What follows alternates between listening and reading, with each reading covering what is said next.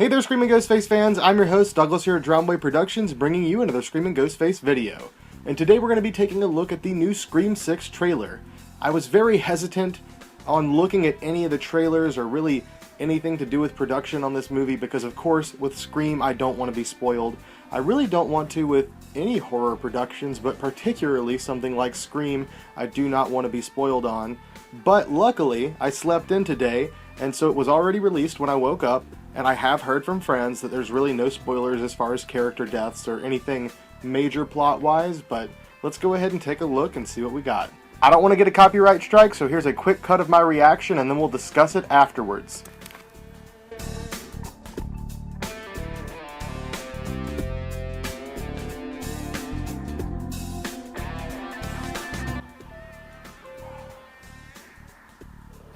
Wow, guys.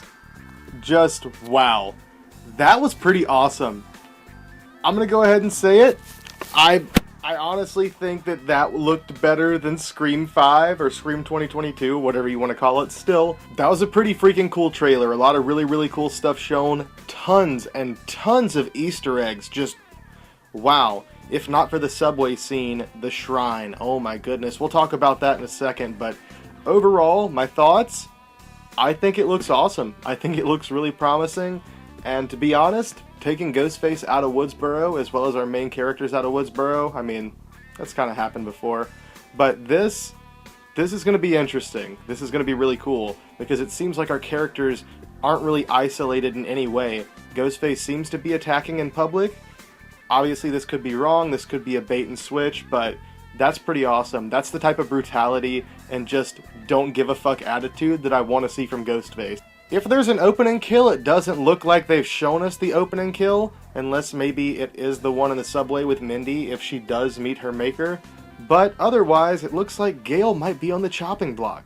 And it seems like possibly the finale takes place in a theater, and I'm guessing that maybe the museum is attached to the theater, they're at the same location. Also, as far as who the identity of Ghostface is, I don't really want to talk about that too much. I'll leave that to you guys to speculate on, and if you want to in the comment section down below, you can share your thoughts and theories with me.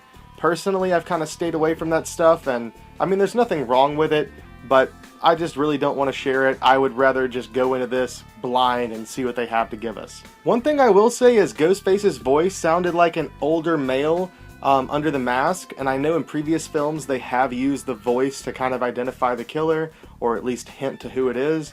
Possibly that's the case, but then again, due to that shrine scene, there's a possibility that they could just be using the Scream 3 voice changer, because we see a ton of either stab movie props or actual true crime evidence. You know, the actual killings that the books and the movies were based off of. It's either those or stab movie props. Personally, I think it's going to be more so stab movie props, and it's going to be some stab movie fan. They may not necessarily be a full-on true crime collector, so they may not all be from the true murders, but it could be that it's a mix, or they could just be all movie props. However, we have the aged mask, and that is definitely an odd thing to look at, because we still don't know exactly how that plays into the story.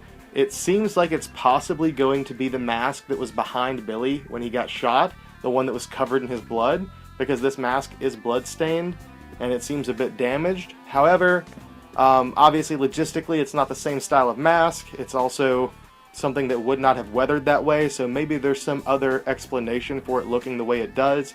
I guess we'll have to wait and see. Now, as for the shrine, let's go ahead and take a look at what we have here and see what all we can identify. Okay, starting from the far left, it looks like there's a sketch of Kirby, possibly.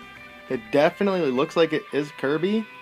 Then there's also that giant, like, weird star centerpiece, set piece from the theater that was used for Derek's hazing, and ultimately he met his demise on it. There's also the mask from one of the plays that's hanging from that as well. This is so cool, guys. I'm just really taking it all in as I'm sitting here looking at this. Then it looks like we have Jill Roberts' shirt from Scream 4. It looks like a stab clapper. Possibly like some scripts and stuff. There's a phone, possibly the one that Stu got hit with. Looks like there's a gun, and then looks like Miss Loomis's jacket. So maybe the gun's hers, possibly it's Billy's, who knows. Looks like there's also Stu's robe from Scream 1. That's super cool. And then next to it, there's a bloody shirt. I can't make it out completely if that's supposed to be Billy's bloody shirt, because I guess that was also from the party, kind of like Stu's jacket was. Or maybe it's Casey Becker's sweater. It looks like it could be Casey's sweater. And then maybe a TV next to that? It's hard to tell because it's so dark. I should probably brighten this up before doing this, but it's hard to tell because it's so dark, but it looks like they've also got like maybe Mickey's camcorder, and then Mickey's shirt. Next to it is Roman's shirt. There's Tatum's entire costume from the end of Scream 1. Well, of course Scream 1, because, you know, she didn't make the sequel. Of course there's Gale books, and then there's like a Ghostface mask and a whole bunch of other stuff along one wall that I'm guessing there's going to be more in the room. And I'm hoping that we get some nice close-up panning shots of all this different stuff, because it looks like they went to great detail to actually try and recreate these things faithfully. However, I'm a little bit bummed out that they didn't try to reach out to some people that own the real things, because obviously between myself, Nate Reagan, Maggie Blaine, Corey, a couple of other people that are like more so private collectors, we probably could have built this entire room. Plus, there's one very important costume that I did not see present in the shrine that I actually own that you guys haven't seen yet. So, should be pretty cool to reveal that, and I cannot wait because hopefully it'll be happening next month. So, before the release of Scream, you guys will have what is probably one of the coolest Scream videos to ever grace my channel. And with that being said, I mean, I hope you guys love this. I am super, super excited. I was incredibly excited for Scream 2022, but if I'm being honest, I'm more excited for this movie. Being that they're doing their own thing and kind of getting away from the core cast outside of really Gale and, you know, a couple of other, you know, hints here and there, I'm pretty happy with the fact that we're just going to get something entirely different. Oh yeah, I noticed something else pretty interesting worth noting. In one of the other Scream 6 promotional images that's recently been released, where Ghostface is either sliding or slashing, he's in motion, if you look closely, it looks like it's been edited. I can't say for sure that it is edited, but whenever I first saw it, my eye was instantly drawn to Ghostface's hand that's not wielding a knife. Or is it? It looks like they possibly digitally removed a knife that he was holding, or maybe it's something else. Perhaps he's holding a wound. But it looks like he's got one hand kind of pulled close to himself, and it looks like it's gripping something.